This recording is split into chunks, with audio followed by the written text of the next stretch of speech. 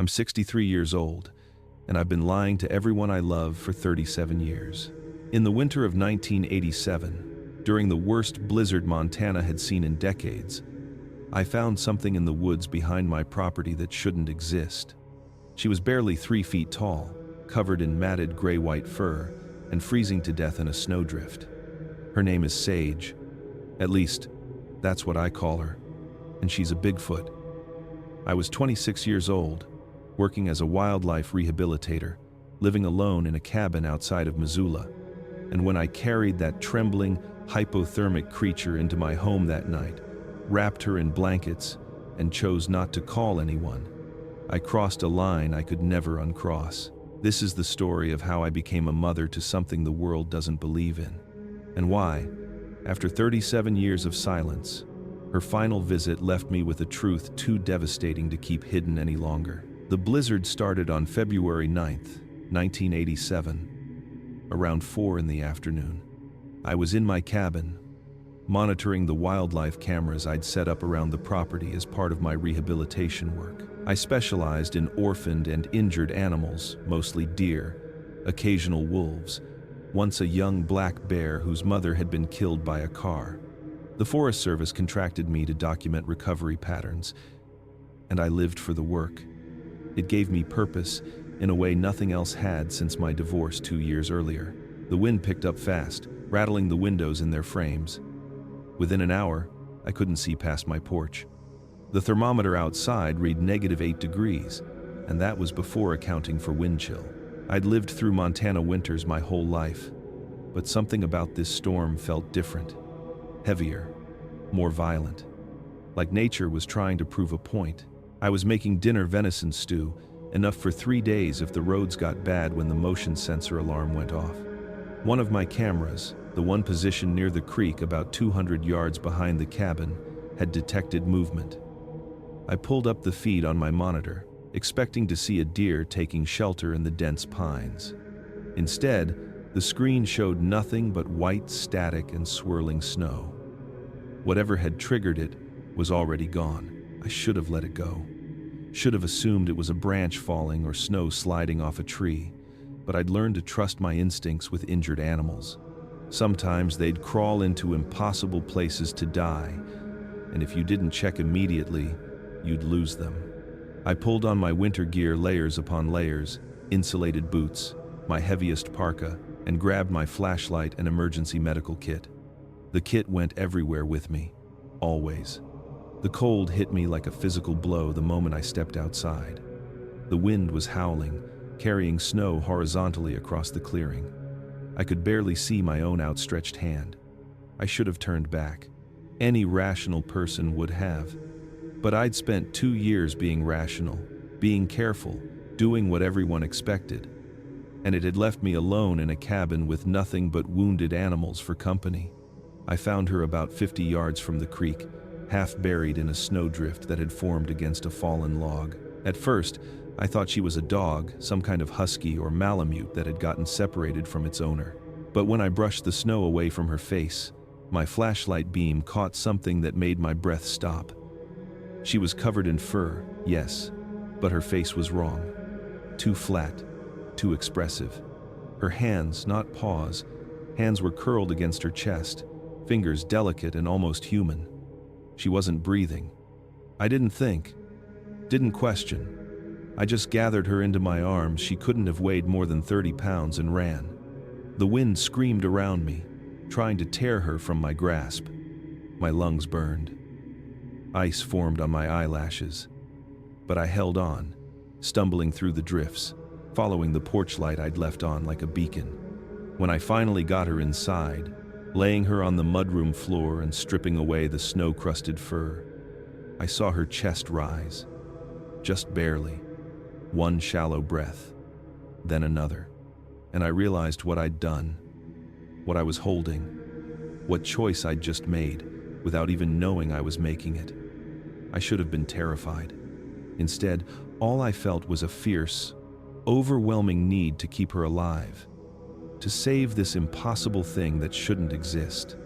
I didn't know it then, But that moment, kneeling on my mudroom floor with a creature from legend dying in my arms, would define every choice I made for the next 37 years.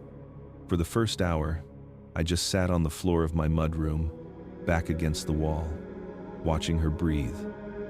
Her chest rose and fell in shallow, rapid movements. Steam rose from the wet fur as the warmth of the cabin began to penetrate. I knew I should call someone: the Forest Service, a veterinarian, someone with more expertise, more resources, more authority to handle whatever this was. But my hand never reached for the phone. Instead, I found myself studying her, really looking at her in a way the panic and adrenaline outside hadn't allowed. Her fur was a silvery gray-white, thick and downy like a newborn animal's. Her face was broader than a human child's, with a slight muzzle, but her features held an expressiveness I'd never seen in any wildlife I'd rehabilitated. Her ears were small and rounded, pressed flat against her head, and her hands, I kept coming back to her hands. 5 fingers, each one ending in a dark nail that looked more like a human fingernail than a claw. They were perfect, delicate, impossible.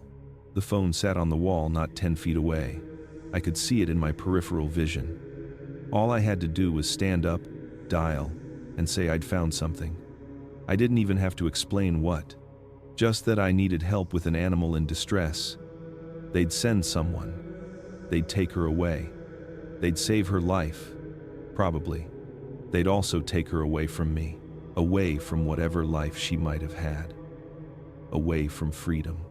I thought about what would happen if I made that call. Government, agencies, scientists, research facilities. She'd become a specimen, a discovery, proof that legends were real. She'd spend her life in a lab somewhere, studied and measured and displayed, never knowing the forest, never knowing anything but cages and fluorescent lights and humans who saw her as evidence, not as a living being. "I won't let them do that to you," I whispered. My voice sounded strange in the quiet cabin, competing only with the howl of wind outside and her shallow breathing. "I don't know what you are or where you came from, but I won't let them turn you into an experiment." She didn't respond, of course. She was unconscious, possibly dying, but saying the words out loud made them real, made the choice real. I was going to try to save her myself, alone, without help, without anyone knowing. And if she died, if my arrogance and stubbornness killed her, I'd have to live with that. I stood up slowly, my legs stiff from sitting on the cold floor. I gathered towels, blankets, heating pads. I filled a hot water bottle and wrapped it in a pillowcase, tucking it against her side. I checked her extremities for frostbite, gently straightening her fingers and toes. They were cold, too cold, but I thought I could feel faint warmth still in them. Maybe, I hoped. Around 3 a.m, I carried her to the spare bedroom and laid her on a nest of blankets near the wood stove. She was still unconscious, but her breathing had slowed, deepened. Her body temperature was rising. These were good signs. I thought. I hoped. I didn't really know. I sat beside her until dawn, watching the rhythmic rise and fall of her chest, listening to the storm rage outside. And I thought about the lies I'd have to tell. To my sister, to the Forest Service, to everyone who knew me as honest, straightforward Ava who always did the right thing. I'd just chosen something else over honesty. I'd chosen her, and there was no going back from that. By the 3rd day, she hadn't opened her eyes, but her breathing had steadied. I'd moved her to the spare bedroom, laying her on a thick pile of blankets near the wood stove. I'd been feeding her water with an eyedropper every few hours, the way I'd done with orphaned fawns. Her body temperature had stabilized. The frostbite on her fingers and toes, yes, she had fingers and toes, delicate and eerily human, was healing, turning from black to dark, purple to pink, but water wasn't enough. She needed food, and I had no idea what to feed her. I started with what I knew. Deer were herbivores, So I tried mashed carrots mixed with a little honey for calories. I managed to get a spoonful past her lips, but she didn't swallow. It just sat there in her mouth until I wiped it away, feeling like a failure. Bears were omnivores. I tried ground meat mixed with berries. Same result. Nothing. She was wasting away in front of me, her small body getting lighter every time I lifted her to change the blankets. On the fourth night, I sat beside her bed with my head in my hands, fighting the urge to cry. "I don't know what you need," I whispered. "Please, give me something to work with. Anything." That's when I heard it. A sound so quiet I almost missed it over the crackling of the fire. A soft whimper, like a distressed puppy. Her hand, that small, impossibly human hand, moved slightly, fingers curling and uncurling against the blanket. I leaned closer. "Hey," I said softly. "Hey, it's okay, you're safe." Her nose twitched. She turned her head slightly, just a fraction of an inch, toward the nightstand where I'd left my dinner plate. Beef stew with potatoes and carrots. The smell. She was responding to the smell. My heart started racing. I grabbed the plate, scooped up a small piece of potato, mashed it with my fork until it was soft, and brought it to her lips. "Come on," I breathed. "Please try." This time, when I slipped it into her mouth, her throat moved. She swallowed. It was weak, more reflex than conscious choice, but it was something. It was everything. I spent the next hour feeding her tiny amounts, mashed potato, bits of carrot, small pieces of beef so tender they fell apart. She took maybe 3 tablespoons total, but each swallow felt like a victory, like proof that I wasn't completely insane for trying this alone. When she finally seemed to have had enough, turning her head away slightly, I sat back against the wall and watched her. Her breathing was deeper now, more restful. There was color coming back into her skin beneath the fur. She was fighting. This tiny, impossible creature was fighting to survive, and somehow, against all logic, I was helping her do it. I thought about my ex-husband, Mark, who'd left because he said I cared more about my work than our marriage. "You can't save everything, Ava," he'd told me the day he packed his bags. "Sometimes you have to let nature take its course." But he was wrong. Not about our marriage, maybe he was right about that, but about this, about her. Sometimes the most important thing you can do is refuse to let nature take its course. Sometimes you fight for something even when it doesn't make sense, even when you don't fully understand what you're fighting for. I didn't know what she was or where she'd come from.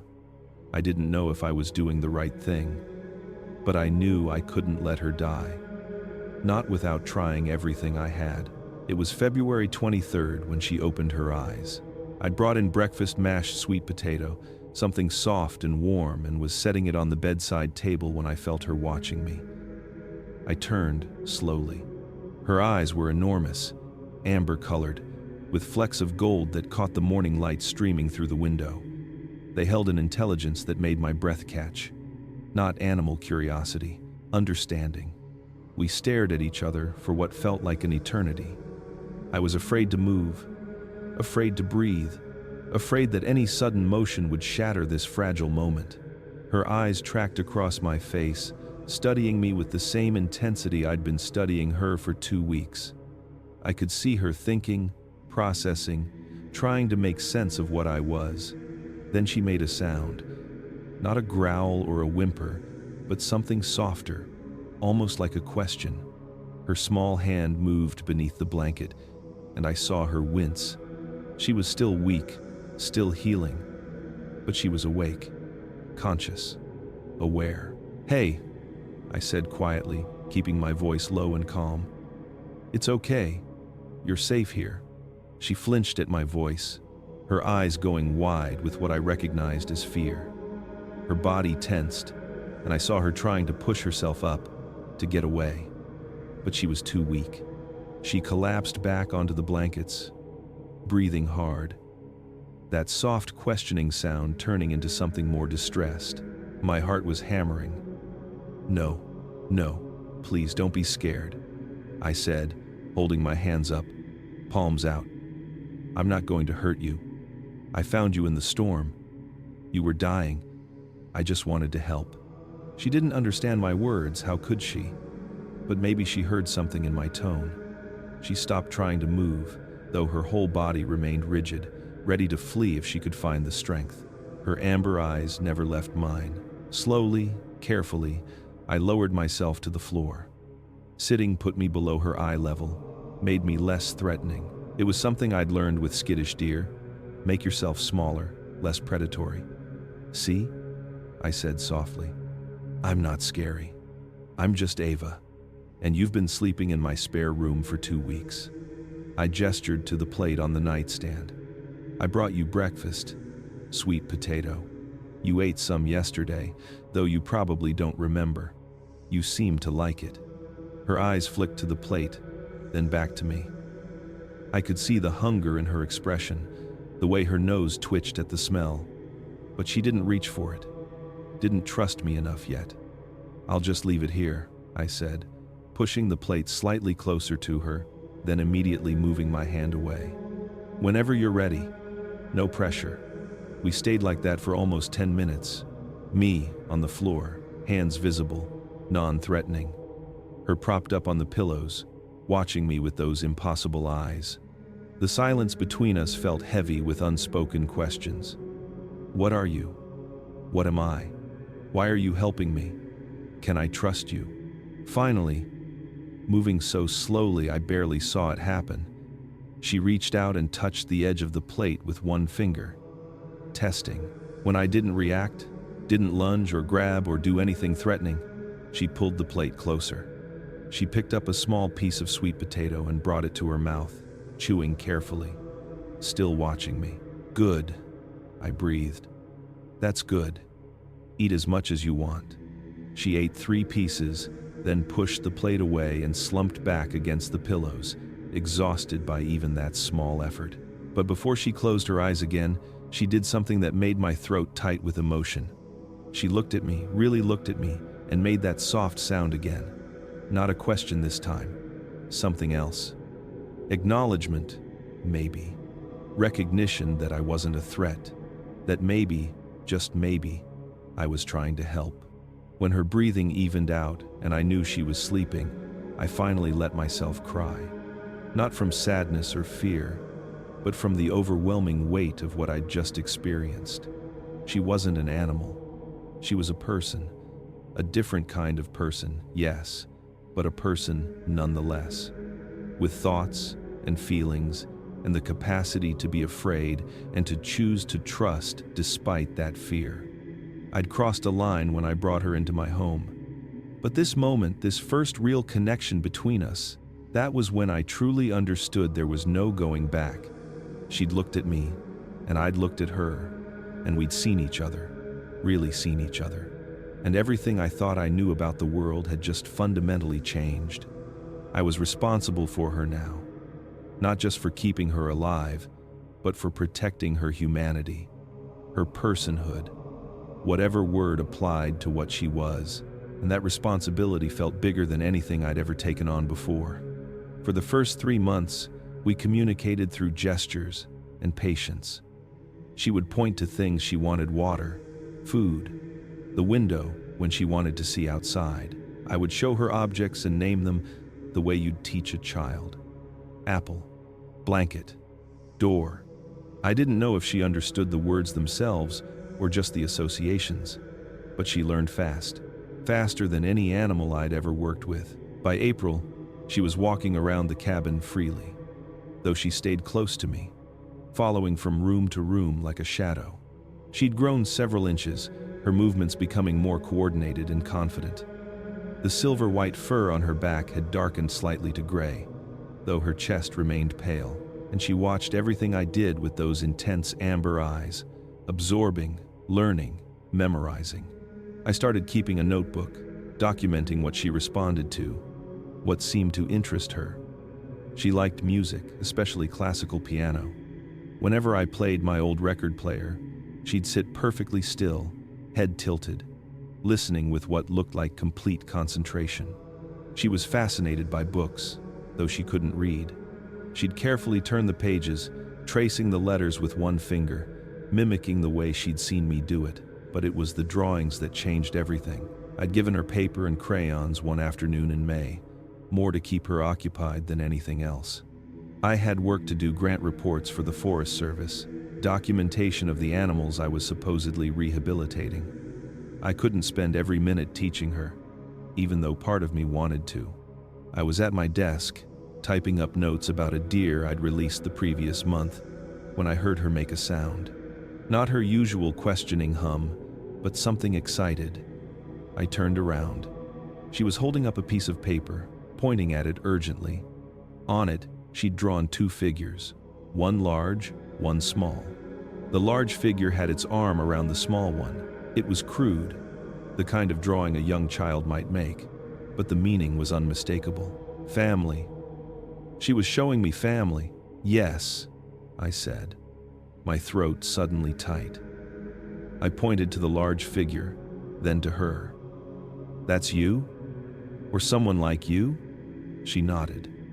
Actually nodded. It was the first time she'd used that gesture, and it struck me that she'd learned it from watching me. She pointed to the large figure, then tapped her own chest. Then she pointed to the smaller figure and made a sound I'd never heard before. Soft, mournful. Her finger traced the small figure over and over. Someone you lost, I whispered. Someone who was with you before. She looked at me with such profound sadness that I felt it like a physical weight. This wasn't an animal missing its pack. This was a person grieving someone they loved, someone they'd lost in that storm, maybe. Someone who hadn't survived when she had. I crossed the room and sat beside her on the floor. I didn't touch her, we weren't there yet, but I sat close enough that she could feel my presence. I'm sorry, I said. I'm so sorry you lost them. She looked down at the drawing, then, carefully, deliberately, drew a third figure. This one was separate from the other two, different in shape, more human in proportion. She pointed to it, then pointed to me. My vision blurred with tears. She was showing me that I was part of her world now. That somehow, in these 3 months, I'd become something to her. Not family, maybe. Not yet, but something. Someone who mattered. The loneliness I'd been carrying since the divorce, since the moment I'd chosen to keep her secret, cracked open slightly. I wasn't completely alone. She was here, and we were figuring this out together, building a language out of gestures and drawings and patience, building trust out of necessity and time. Yeah, I managed to say. That's us, you and me. She made a soft sound, almost like contentment, and went back to her drawing. She added trees around the figures, careful lines representing the forest, the world she came from, the world I was keeping her from. I watched her draw and wondered, not for the first time, if I was doing the right thing. She should be out there, with her own kind, but I didn't know where they were, or if any others had survived the storm. I didn't know anything except that she was here, she was safe, and she was teaching me that intelligence came in forms I'd never imagined. That night, after she'd fallen asleep, I pinned her drawing to the wall above my desk. A reminder of what I was protecting. Not just a creature, but a person with memories and losses and the capacity to create art. To communicate grief and hope and connection. The lies I was telling the outside world felt heavier than ever. But so did the responsibility of being the only human who knew what she was. The only one she trusted. The only one who could protect her from a world that would never understand. It happened in late May, almost 4 months after I'd found her. She'd grown, not much, maybe 3 or 4 inches, but she was stronger, more confident. I was in the kitchen making dinner when I heard it. Soft, halting, barely more than a whisper. Ava. I froze, wooden spoon suspended over the pot. She stood in the doorway, one hand gripping the frame, looking at me with those amber eyes. Ava, she said again. Ava, my name. The spoon clattered against the counter. I couldn't move, couldn't breathe. For weeks I'd been talking to her, narrating everything I did like I was teaching a toddler. Ava is making breakfast. Ava needs to check the traps. Ava is tired today. I'd done it without thinking, the way you'd talk to a pet or a plant, not really expecting anything back. But she'd been listening, processing, learning. Yes, I managed to say, my voice cracking. Yes, that's me. That's my name. Ava. She stepped into the kitchen, moving carefully like she was testing uncertain ground. Her hand left the doorframe and she touched her own chest, the gesture we'd been using for weeks. Then she pointed at me. Ava. I started crying. I couldn't help it. The tears just came, rolling down my face while I stood there in my kitchen with a wooden spoon in my hand and a creature that shouldn't exist saying my name. She'd given me an identity in her world. I wasn't just the human anymore, the strange two-legged thing that fed her and kept her warm. I was Ava. I was a person to her, the way she'd become a person to me. She made a distressed sound, her brow furrowing with concern. She took another step closer, reaching out but not quite touching me. I realized she thought she'd done something wrong. No, I said quickly, wiping my eyes with the back of my hand. These are happy tears. You spoke. You said my name. That's wonderful. I don't know if she understood the words, but she heard the tone. The tension in her shoulders eased. She pointed at herself, then made a questioning sound, her head tilting slightly. My heart skipped. She was asking what her name was, what I called her. I'd been avoiding this, afraid that naming her would make everything too real, too permanent. But it was already real. It had been real since the moment I'd carried her frozen body through the blizzard, since the moment I'd chosen to keep her secret. I've been thinking about that, I said softly. I gestured for her to sit at the kitchen table, and she did, moving with that strange grace that was becoming familiar.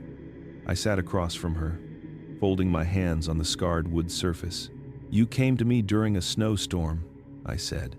Everything was white and gray and cold, but you survived. You're strong. I paused, searching for the right word, the right name. There's a plant called sage. It grows in the wild, even in harsh conditions. It's resilient and healing, and it has this silver-green color, like your fur. I pointed to her. Sage. That's what I'd like to call you, if that's okay. She watched me intently, processing. Then she touched her chest and tried the word S. It came out more like a hiss at first. She frowned, concentrated, tried again. Say sage, I repeated slowly, exaggerating the movement of my mouth. Sage. It wasn't perfect, but it was close enough. She said it again, sounding more confident. Sage. Then she pointed to herself and said it with something that sounded almost like pride. Sage. I laughed through my tears. Yes, you're Sage, and I'm Ava. She smiled. I'd seen her make expressions before: curiosity, fear, contentment, but this was different. This was joy. Her lips pulled back slightly, revealing small teeth, and her eyes crinkled at the corners. Ava, she said, then pointed to herself. Sage. We sat there at my kitchen table, two beings from different worlds, naming each other, creating a language that belonged only to us. And I understood in that moment that we weren't just coexisting anymore. We were building something, a relationship, a bond, maybe even a family, though I barely dared to think it. The pasta water had boiled over on the stove, hissing against the burner. I jumped up to turn it off, laughing at myself for forgetting about dinner entirely. Sage watched me move around the kitchen, and every few minutes she'd say it again, like she was testing the word, making sure it still worked. Ava. And every time she said it, my heart broke and healed simultaneously, because I knew what this meant. I knew that I could never let her go now. She wasn't a rehabilitation project I'd eventually release back into the wild. She was Sage. She knew my name, and I knew hers. And that kind of recognition created obligations that went deeper than any law or protocol. I was her person, and she was mine. And the world outside these walls could never know. Because if they did, they'd take her away, and she'd become a specimen without a name. Just a discovery, just proof. That night, before bed, she came to my room, something she'd never done before. She stood in the doorway, backlit by the hallway light, and said softly, "Ava, good night." I taught her those words the week before, part of our bedtime routine. But hearing them now, after she'd claimed her own name, they meant something different. "Good night, Sage," I whispered back, and I lay awake for hours afterward, staring at the ceiling, knowing that my life had just fundamentally changed again. She could speak, she could learn language.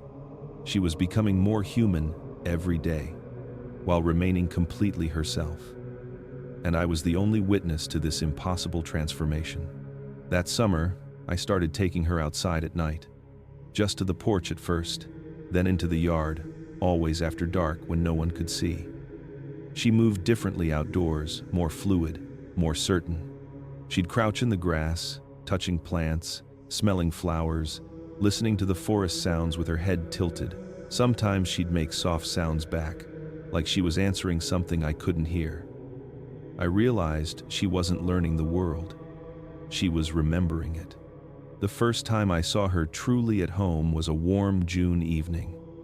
We'd been sitting on the porch for maybe 20 minutes when she suddenly stood up, her whole body alert. I followed her gaze but saw nothing, heard nothing, just darkness and trees and the distant sound of the creek. "What is it?" I asked quietly. She didn't answer. Instead, she stepped off the porch and walked toward the tree line with a confidence I'd never seen indoors. I followed, my heart pounding, terrified she'd bolt into the forest and I'd never see her again. But she stopped about 30 feet from the cabin, near a cluster of wild huckleberry bushes. She knelt beside them, running her hands over the leaves, making soft clicking sounds in her throat.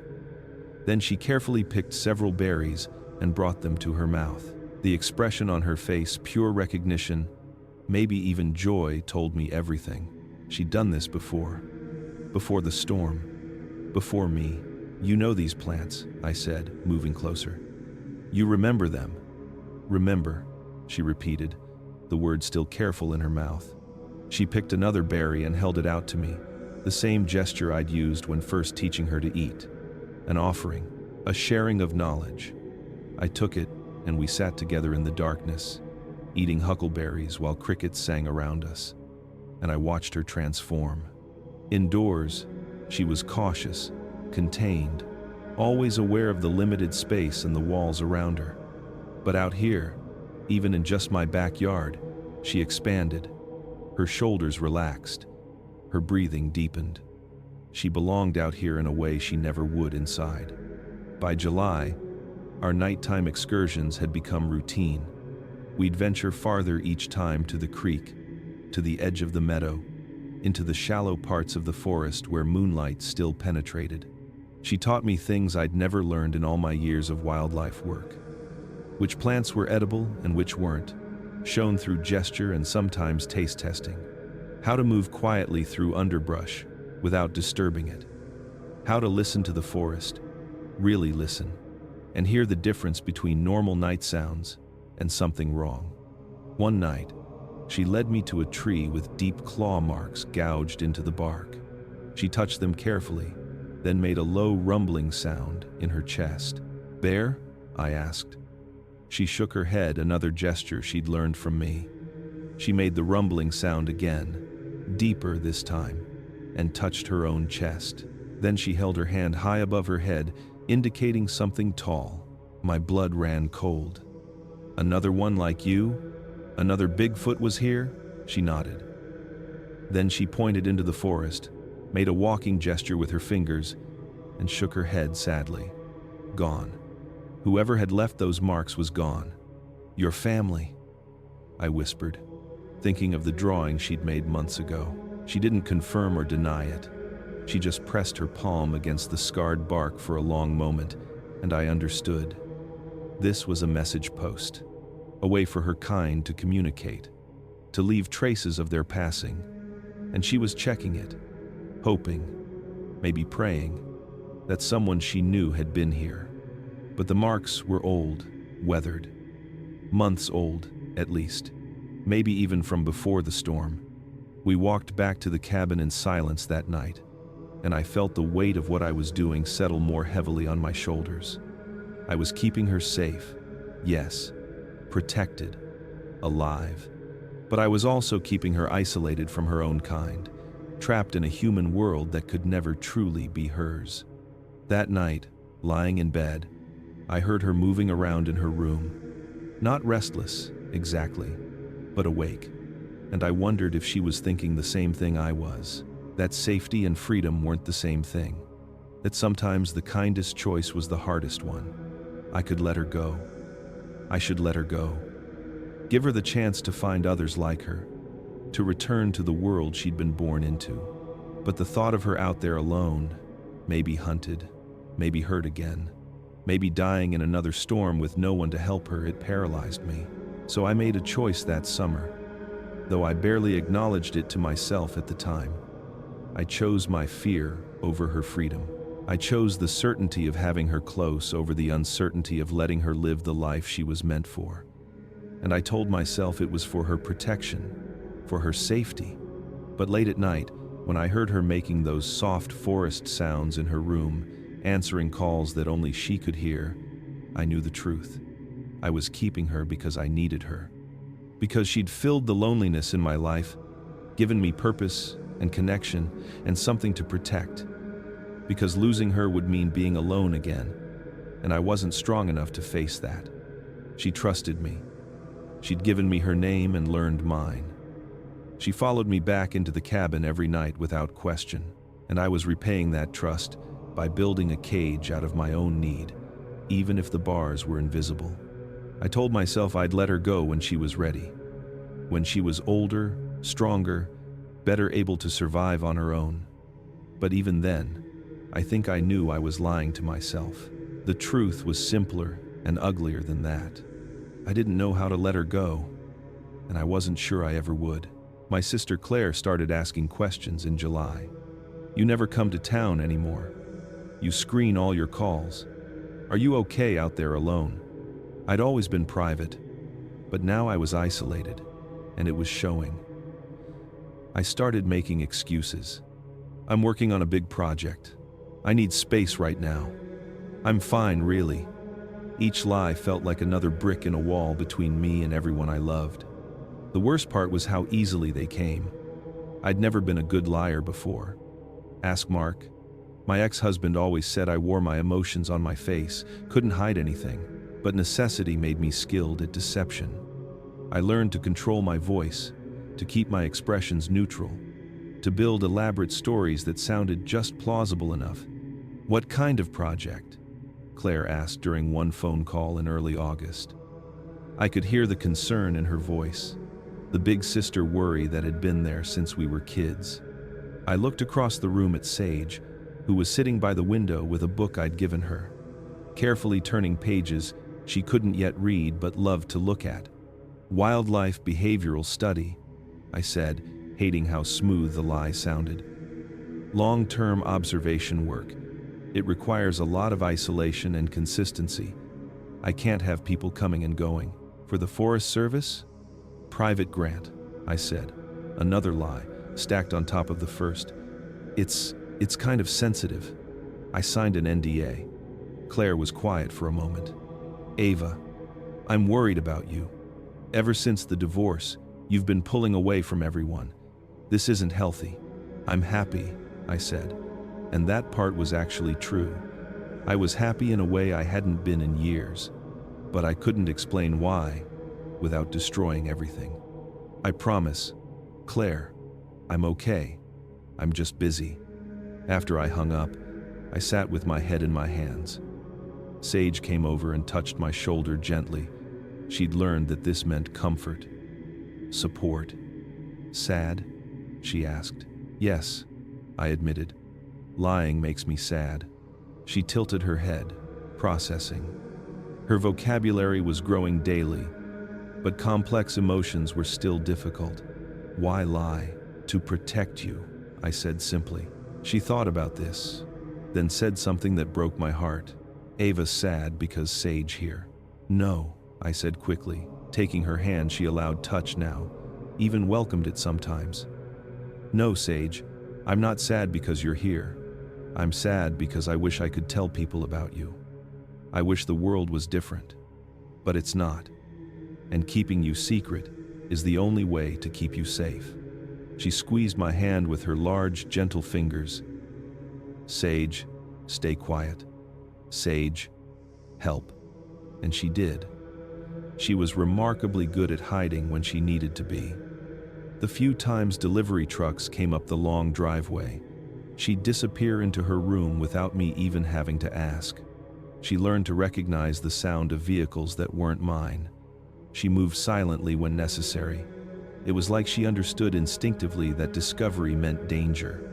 But in late August, Claire forced the issue. She called and announced she was coming to visit, wouldn't take no for an answer. I'm your sister, she said firmly. I haven't seen you in 6 months. I'm driving up on Saturday, and we're having lunch together whether you like it or not. Panic flooded through me. Claire, I told you, I'm in the middle of one lunch, Ava. 2 hours. If you're really okay, prove it. I couldn't think of a single excuse that wouldn't make things worse. Okay, I heard myself say. Saturday, but just lunch. And you can't stay long.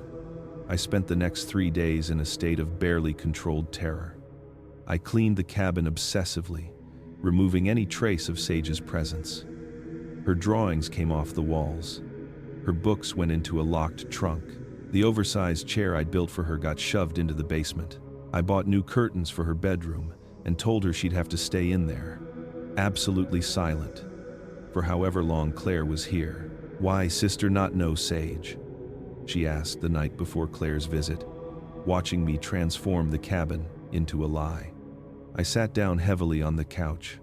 Because if anyone knows about you, anyone at all, they'll tell other people. And those people will want to study you, or hurt you, or lock you away. The only way you stay free is if you stay secret. She was quiet for a long time. Then, Ava have no family now?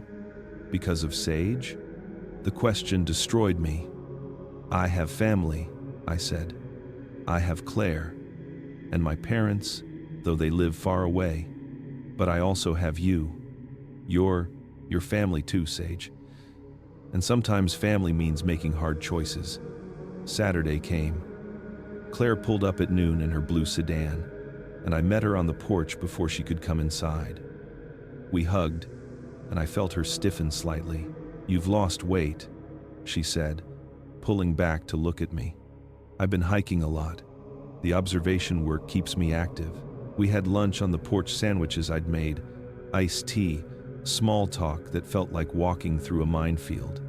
Every sound from inside the cabin made my heart race.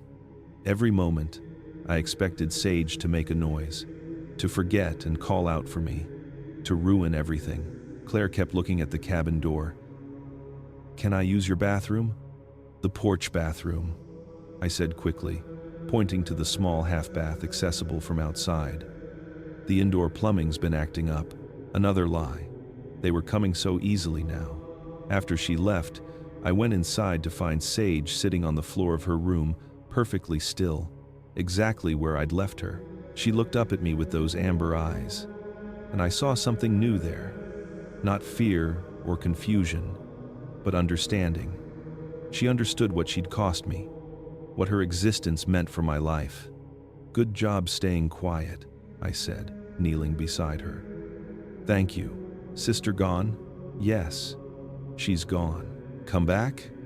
I thought about Claire's worried face, the way she'd hugged me extra tight before leaving. Probably, I admitted. She worries about me. Sage touched my face gently, a gesture she'd learned from me. Ava, good person. Sister worry because sister love. I started crying then. And she held me the way I'd held her so many times, and I realized that this was my life now. Lying to everyone I loved, choosing Sage over human connection, building a wall between myself and the world, brick by brick, lie by lie, but the alternative, letting them take her, losing her, knowing she was in a cage somewhere, was unthinkable. So I became someone I barely recognized, someone who lied effortlessly, someone who chose isolation, someone who loved a creature the world said didn't exist more than I valued my own relationships. And I told myself it was worth it, had to be worth it, because what else could I tell myself? It was late August when headlights swept across my property around 11 at night. I was reading on the couch. Sage was in her room. I'd started thinking of it that way, and my entire body went rigid with fear. A truck door slammed. Footsteps on gravel. I rushed to Sage's room. "Hide," I whispered urgently. "Someone's here. Stay quiet." She understood immediately, the fear in her eyes mirroring mine. She crawled into the closet, pulling blankets over herself. I closed her door and forced myself to take a breath before answering the knock. Through the window, I recognized the truck. Forest Service. My stomach dropped. It was Tom Bradley, my supervisor, the man who signed my grant checks and reviewed my rehabilitation reports. I opened the door, trying to look surprised rather than terrified. "Tom, what are you doing here so late?" He looked apologetic, hat in his hands. "Sorry to bother you, Ava. I tried calling, but you didn't pick up. I'd unplugged the phone 2 weeks ago. Too many calls I had to dodge. Too many lies I had to tell." "The line's been acting up," I said, not inviting him in. "What's going on?" "We got a call from a hunter this afternoon. Said he heard strange sounds coming from this area last night. Vocalizations he couldn't identify. Non-standard wildlife sounds." Tom shifted his weight. "Given your expertise, I figured you might have heard something. We need to log it if there's a new predator pattern." My heart was pounding so hard I was sure he could hear it. Last night, Sage and I had been outside, and she'd been practicing her calls, the sounds her kind made. She'd been teaching me to recognize different meanings, different tones. We'd been careless, too comfortable, too confident that we were alone. "I heard something," I said carefully, "but I couldn't identify it either. Could have been a fox.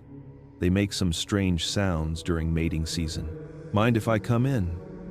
I need to file a report, and I'd like to get your professional assessment on record." Every instinct screamed at me to say no, but refusing would raise more questions.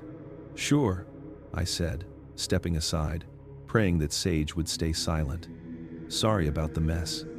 Tom walked into my living room, and I saw it through his eyes, too clean, too sterile, like someone had scrubbed away all evidence of actually living here. The books on the shelf were perfectly aligned. No dishes in the sink, no shoes by the door. It didn't look like a home, it looked like a cover-up. He sat on my couch, pulling out a notepad. "So, these vocalizations." The hunter described them as, and I quote, "like a woman screaming, but deeper, more resonant." That was exactly what Sage's calls sounded like. I'd thought the same thing the first time I heard her really vocalize. That night in the forest when I found her family's marker tree. "Could be a mountain lion," I offered, sitting in the chair across from him, positioning myself between Tom and the hallway that led to Sage's room. "They can sound remarkably human when they're calling for mates." "That's what I thought too," Tom said, making notes. But he insisted it wasn't a cat. Said he's been hunting these woods for 30 years and never heard anything like it. A floorboard creaked down the hall, just barely. Just the sound of old wood settling. But Tom's head snapped up. "Old cabin," I said quickly. "Things creak and groan all night. I barely notice it anymore." He looked at me for a long moment, and I saw the question in his eyes. Something wasn't right here, and he knew it. He just couldn't put his finger on what. "Ava, are you okay?" he asked finally. "You seem tense. "It's late," I said, "and unexpected visitors make me nervous. I'm out here alone. You understand?" "Of course." He stood up, tucking his notepad away. "I should let you get back to your evening. Just, if you hear those sounds again, call it in immediately. We need to document any new predator patterns." "Absolutely," I said, standing too, trying not to rush him toward the door. We were halfway there when Sage coughed. It was soft, barely audible, muffled by the closet door and blankets. But in the silence of the cabin, it might as well have been a shout. Tom froze. "You have someone here?" My mind raced. "No," I said. "That was me. I've had this cough for a few days. Probably allergies." He studied my face, and I forced myself to meet his eyes, to not look away, to not show the panic that was clawing at my chest. "Right," he said slowly. "Well, take care of that cough. And Ava, if you need anything, if something's going on, you can tell me. My door's always open." I smiled, and it felt like my face might crack from the effort. "Thanks, Tom. I appreciate that." After he left, I stood at the window, watching his taillights disappear down the driveway. I didn't move until I couldn't see them anymore, couldn't hear his engine. Only then did I go to Sage's room. She was still in the closet, curled up small, shaking. I knelt beside her and touched her shoulder. "He's gone," I whispered. "You did so good. You stayed quiet." She uncurled slowly, her amber eyes wet with tears. "Scared," she said. "Man, take Sage away." "No," I said fiercely, pulling her into a hug. "No one's taking you anywhere. I won't let them." But even as I said it, I knew how close we'd come. One more cough, one more creak in the floor. Tom deciding to investigate the hallway. Any of those things, and it would have been over. Everything I'd built, everything I'd protected, gone in an instant. We sat together in the closet, holding each other, and I realized something that terrified me. This couldn't last. The lies, the isolation, the constant vigilance, it was unsustainable. Eventually, someone would find out. Eventually, my luck would run out. But what was the alternative? Let her go? Send her into the forest alone, hoping she'd find others of her kind? Risk her being shot by hunters or discovered by people who wouldn't protect her the way I did? "We need to be more careful," I said finally. "No more vocalizing outside. No sounds that might carry.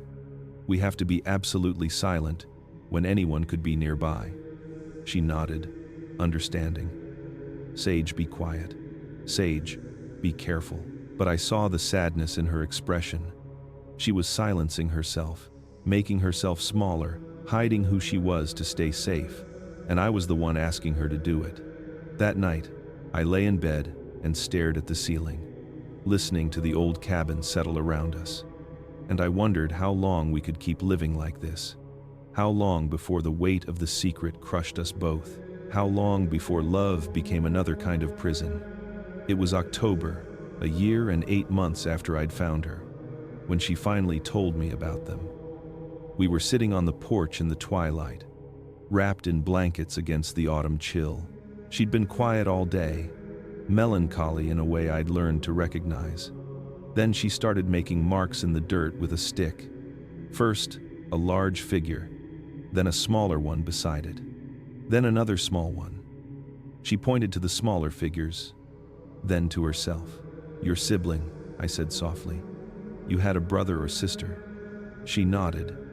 Her vocabulary had grown immensely over the months. She could speak in simple sentences now, though she still struggled with complex grammar.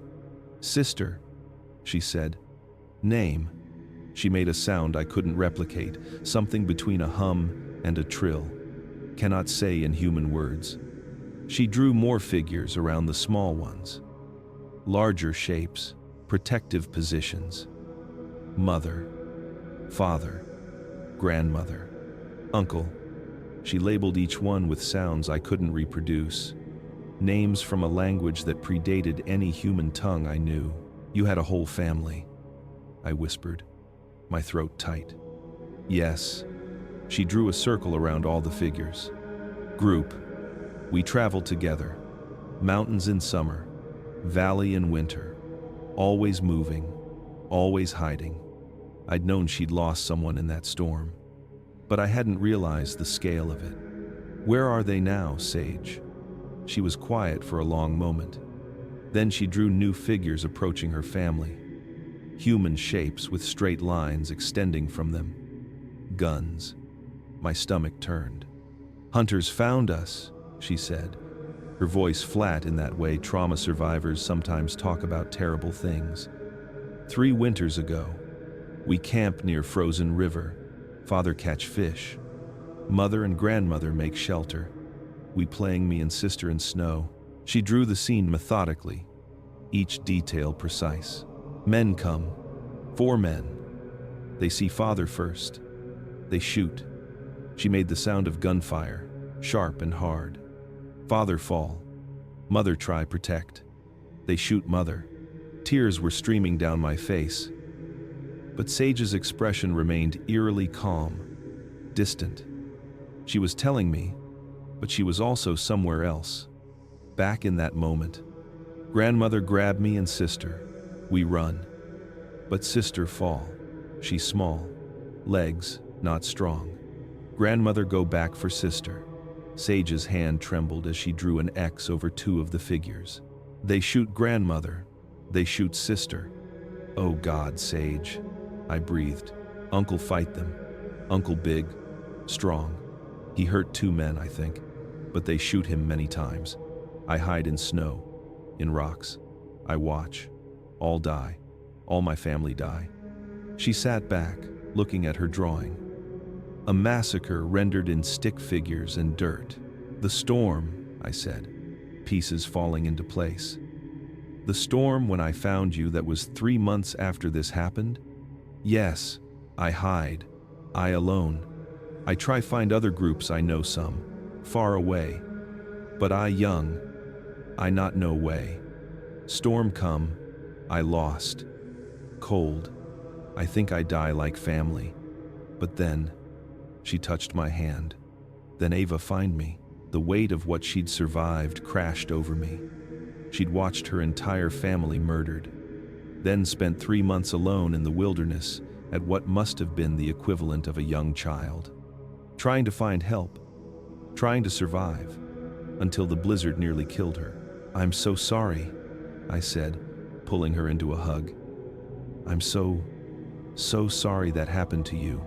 She leaned into me, and I felt her shoulders shake. She rarely cried. I'd only seen it a handful of times, but now the tears came. Silent, heavy tears that soaked into my shirt. "Why humans kill us?" she asked, her voice muffled. "We not hurt them. We hide. We stay away. Why they hunt us?" I had no answer. What could I say? That humans feared what they didn't understand? That some people killed for sport, for trophies, for the thrill of it? That her family had died because they had the misfortune of being seen by the wrong people? I don't know, I admitted. Because some humans are cruel. Because they don't see you as people. Because they're afraid or greedy or evil. I don't know, Sage. But I know it's wrong. I know you didn't deserve that. None of your family deserved that. She pulled back, wiping her eyes with the back of her hand. "This, why you hide, Sage? You know what humans do?" "Yes," I said. "This is exactly why I hide you. Because if the wrong people found out about you, they'd do the same thing. Or worse, they'd lock you in a cage and study you like an animal. You'd never be free again." She looked at her drawing for a long time, then slowly smoothed the dirt flat, erasing the figures, erasing her family. "They gone," she said quietly. "No one remember them but Sage. And now, Ava. I'll remember them," I promised. "I'll never forget what you told me tonight." She nodded, then did something that broke my heart all over again. She drew 2 new figures, one tall, one short. She pointed to the tall one, Ava, then to the short one, Sage. Then she drew a circle around just those two figures. New family. I couldn't speak, could barely breathe. She was claiming me as family. Not just a caretaker or a friend, but family. The only family she had left. Yes, I finally managed. New family. You and me. We sat together as darkness fell completely. Wrapped in blankets. Wrapped in grief and love and the terrible knowledge of what she'd survived. And I understood with perfect clarity why I could never let anyone find her. Why the lies, the isolation, the constant vigilance were all worth it. She wasn't just a creature I was protecting. She was the last survivor of a massacre, the sole remaining witness to an atrocity that the world didn't even know had happened, and she'd chosen to trust me, to build a new life with me, despite everything humans had done to her. That trust was sacred, and I would die before I betrayed it. Later that night, after Sage had gone to bed, I sat at my desk and wrote down everything she'd told me. Not for anyone else to read, this would never leave my possession, but so there would be a record. So her family's deaths wouldn't be completely erased from history. 7 beings who had lived and loved and raised their children, murdered by men who probably saw it as nothing more than an interesting hunting story. 7 lives that mattered, reduced to unmarked graves somewhere in the Montana wilderness. And one small survivor, growing up hidden in a cabin with a woman who loved her but could never give her back what she'd lost. I looked at what I'd written, and I knew that this changed everything. This wasn't just about protecting Sage anymore.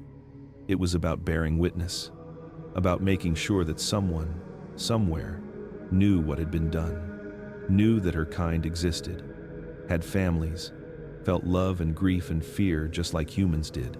Even if I was the only one who ever knew, even if the truth died with me, at least it would have been known.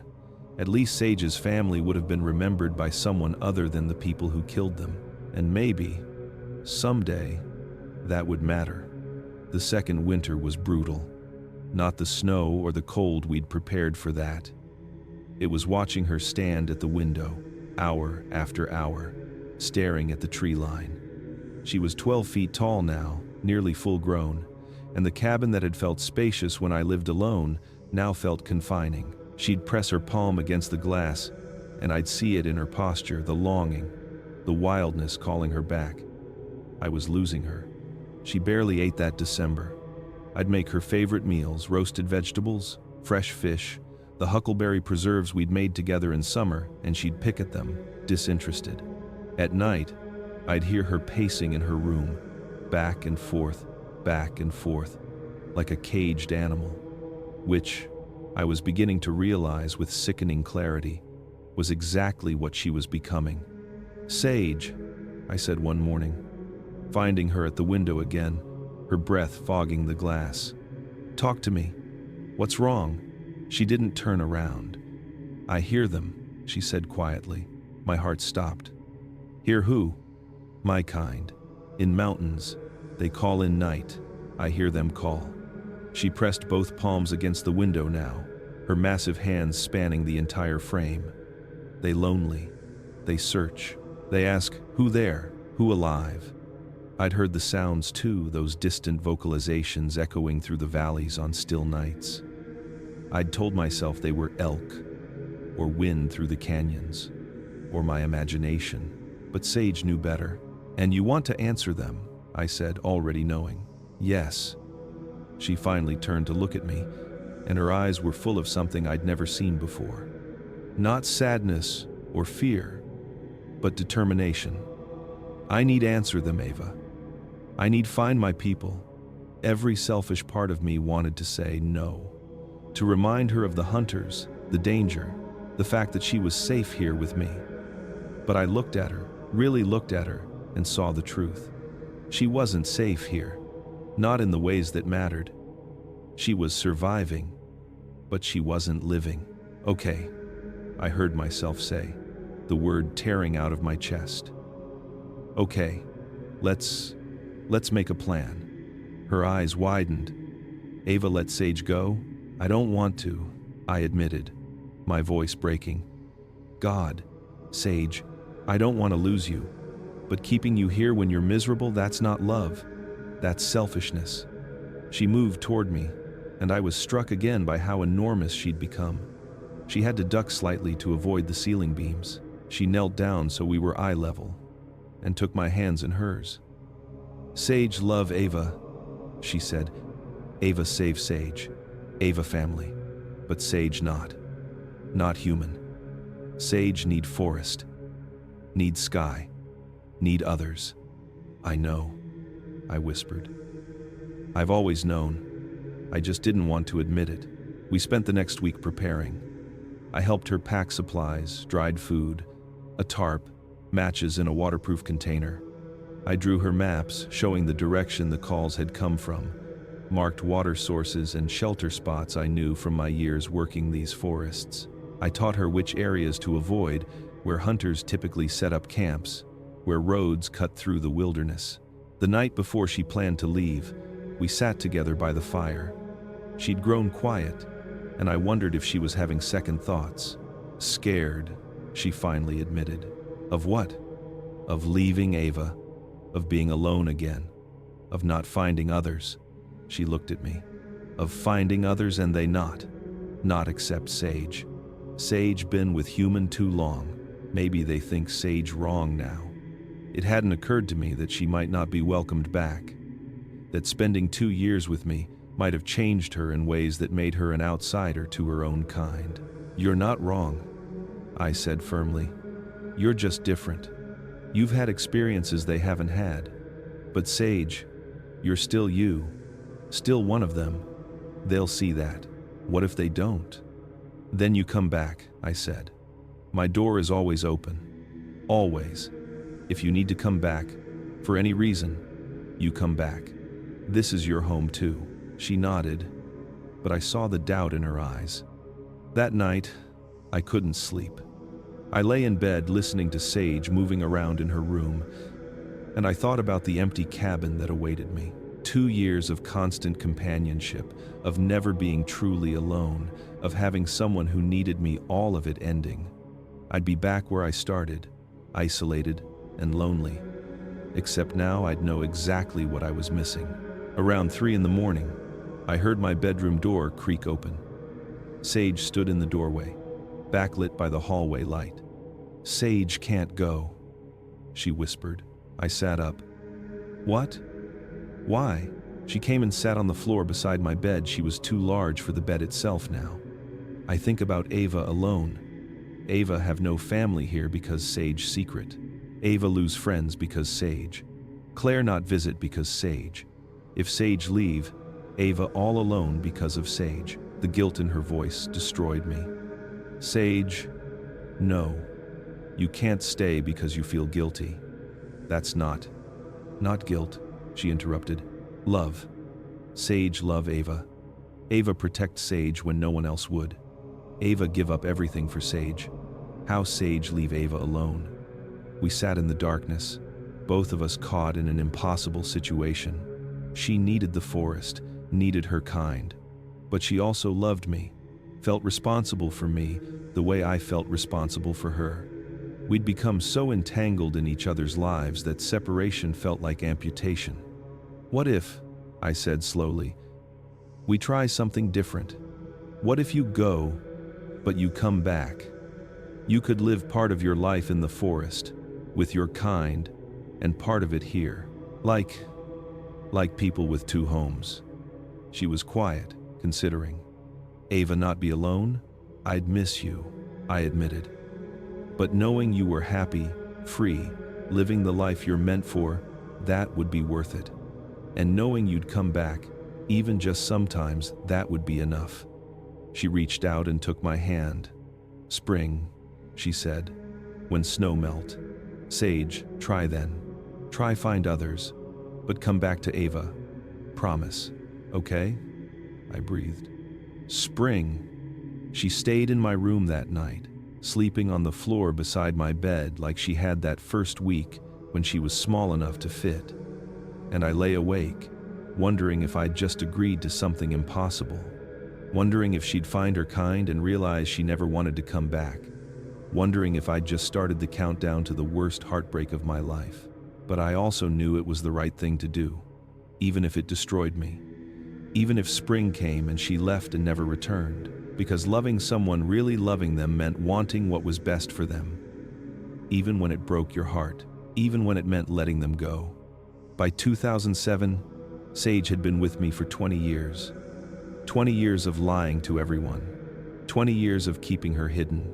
20 years of watching her grow from that freezing child into a magnificent being who moved through my home with quiet grace. She'd learned to read simple books at first, then novels. She'd learned to cook alongside me. She'd learned to laugh, a deep, rumbling sound that shook her whole body. She'd also learned to leave and come back. That first spring of 1989, when she'd ventured into the mountains, searching for her kind, I'd spent 3 weeks in absolute agony. Every night I'd stood on the porch, listening for her call, terrified she was hurt or lost, or had decided never to return. But on the 22nd day, I'd woken to find her sitting on the porch steps, waiting for me. "Found them," she'd said simply. "Small group. 6, maybe 7. They kind. They teach Sage old ways." But she'd looked at the cabin, then at me. "This home too. Sage need both." And so we'd found our rhythm. She'd spend months in the deep forest with her kind, learning their ways, living the life she was meant for. Then she'd come back to me, usually in late fall, and we'd spend the winters together. 20 years of this pattern. 20 years of hellos and goodbyes. I was 46 now, and the years showed. Gray threaded through my brown hair. Lines creased my face. My knees ached on cold mornings. But Sage looked almost exactly as she had at full growth. Her kind aged slowly, I'd learned. She might live 150 years, maybe more. The realization that I'd grow old and die while she remained in her prime was something I tried not to think about. Our life together had become domestic in ways I never expected. On winter evenings, we'd sit by the fire, her in the reinforced chair I'd built, me in my recliner, and read. She loved mystery novels, would get completely absorbed in trying to solve them before the reveal. She'd learned to bake bread, her large hands surprisingly delicate with dough. She'd hum while she worked, melodies from the forest that had no human equivalent. We had inside jokes, shared memories.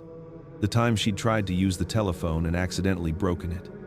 The winter a bear had tried to break into the shed and she'd scared it off with one vocalization. The night we'd stayed up until dawn watching a meteor shower, her explaining the stories her people told about falling stars. By 2007, Sage had been with me for 20 years. 20 years of lying to everyone. 20 years of watching her grow from that freezing child into a magnificent being who moved through my home with quiet grace. She'd learned to read, to cook, to laugh, a deep, rumbling sound that shook her whole body.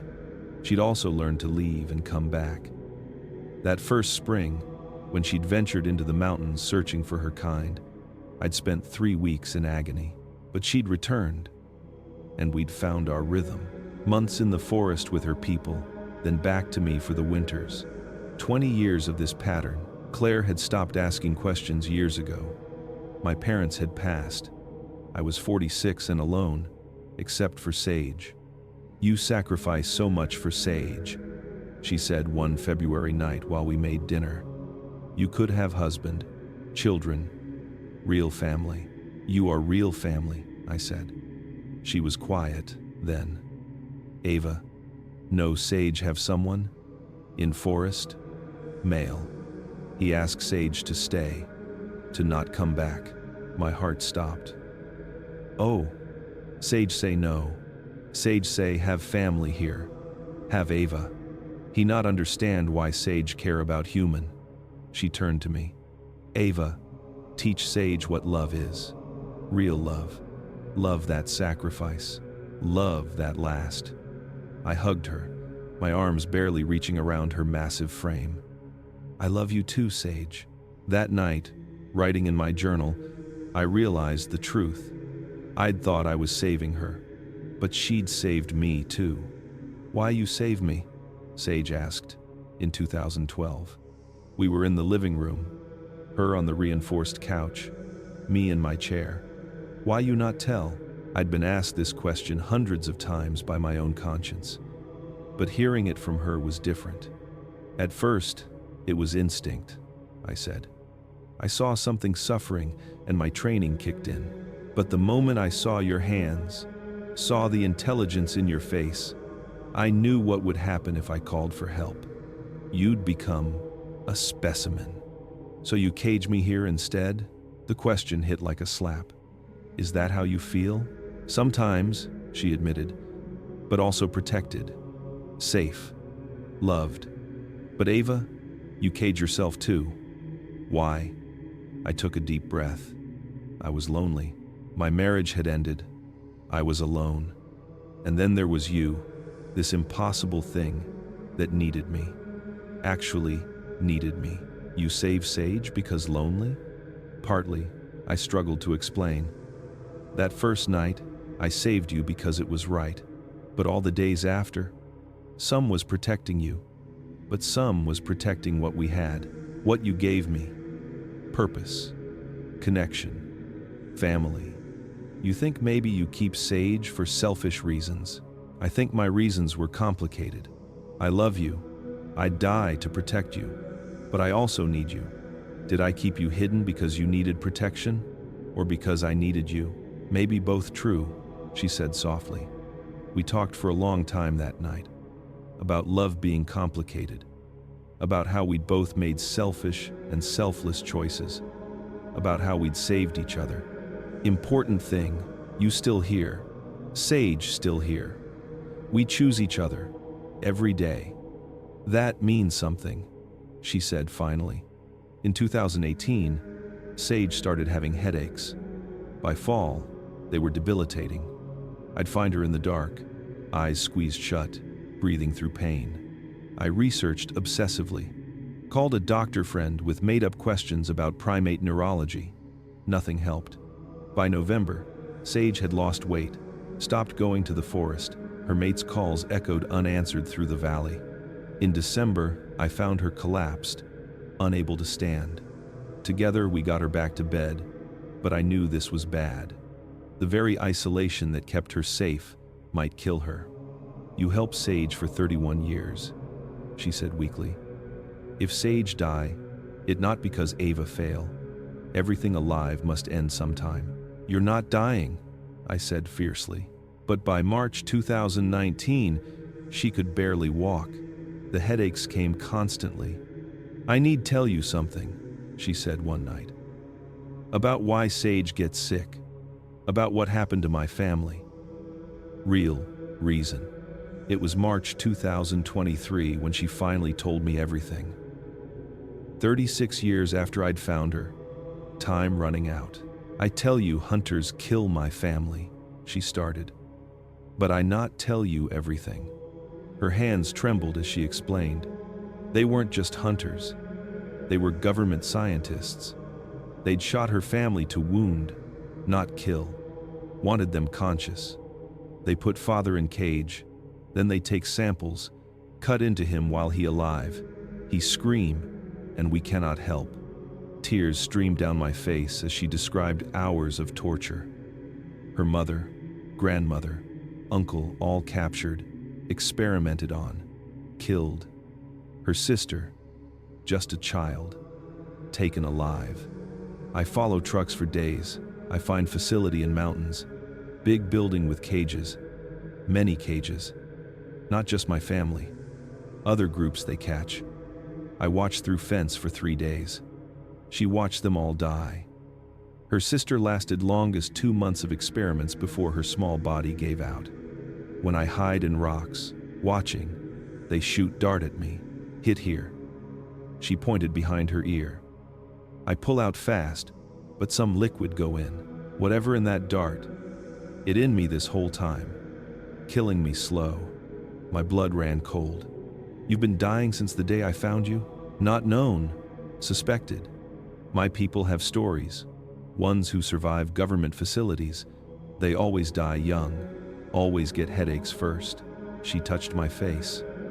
Others live maybe 5, 10 years after symptoms start. Sage symptoms start 5 years ago, 1 year, maybe 2. After 36 years together, I'm so sorry, I sobbed. Ava saves Sage. Give Sage 36 years of love, of being person, not experiment. This, not Ava fault. She left on a Tuesday morning in September 2024. I woke to find her packed, standing by my bed. Is time.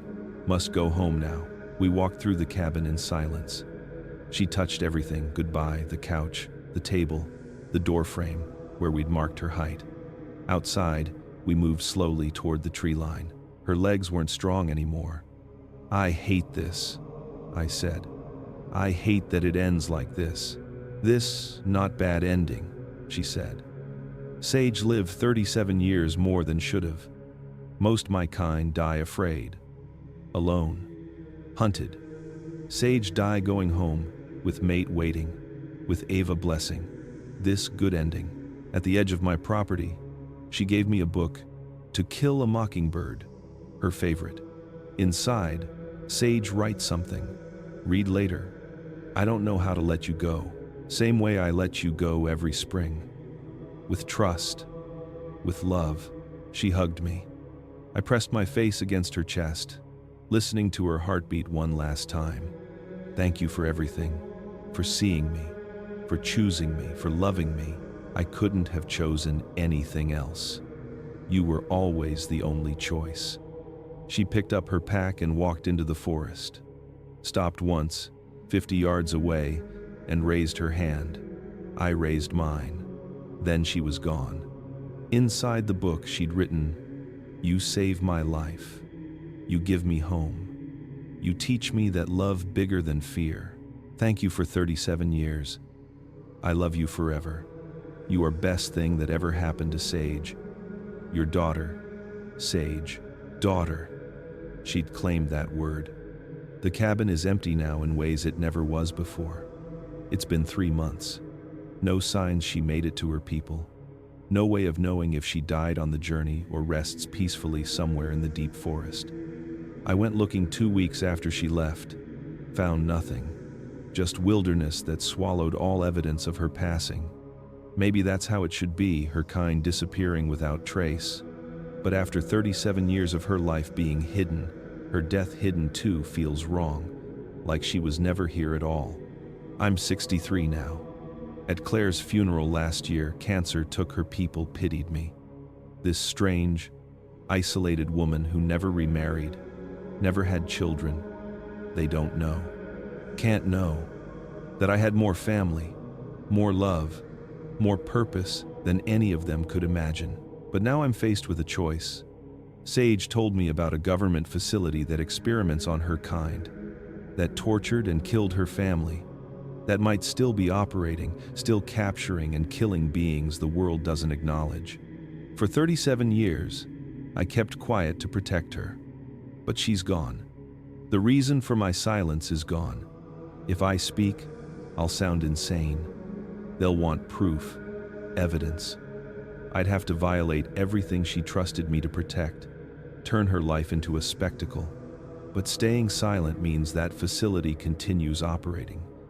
Means her people keep dying while the world pretends they don't exist. This is the impossible choice she left me. Last week, I decided. I started writing everything down. Not in my private journal, but in a format meant to be shared. This story, Sage's story, our story. I don't know if anyone will believe it. Probably not. But I need to tell it anyway. Because she existed. Because she mattered. Because what happened to her family was genocide, and genocides shouldn't be forgotten just because the victims aren't human.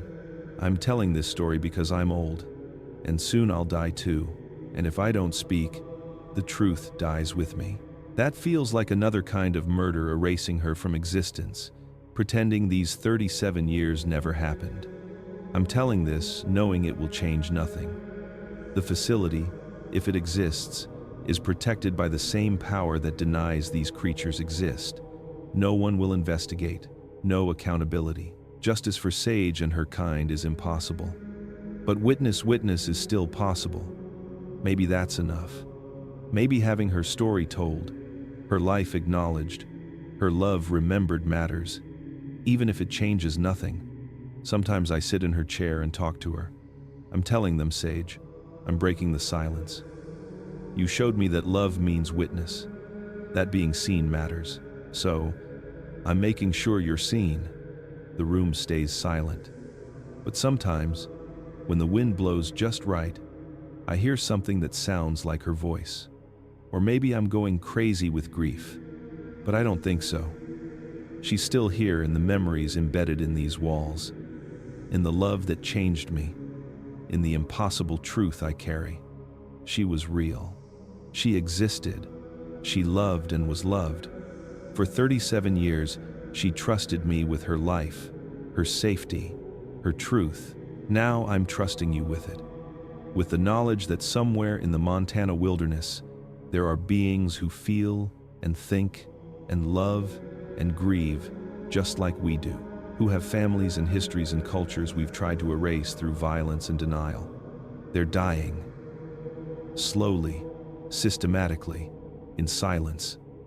And the world doesn't care, because the world doesn't believe. But I believe.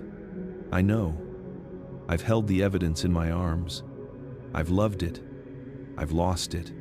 And now I'm telling you, hoping that maybe one person will read this and understand. Will see past the impossibility to the truth underneath. That love is real, even when the beloved isn't supposed to exist. That family is real, even when it crosses species. That genocide is real, even when the victims die in shadows. This is Sage's story. This is my confession. This is the truth I can no longer keep silent. She gave me 37 years. The least I can do is give her this: a voice, a witness, a record that she was here, that we loved each other, that it mattered.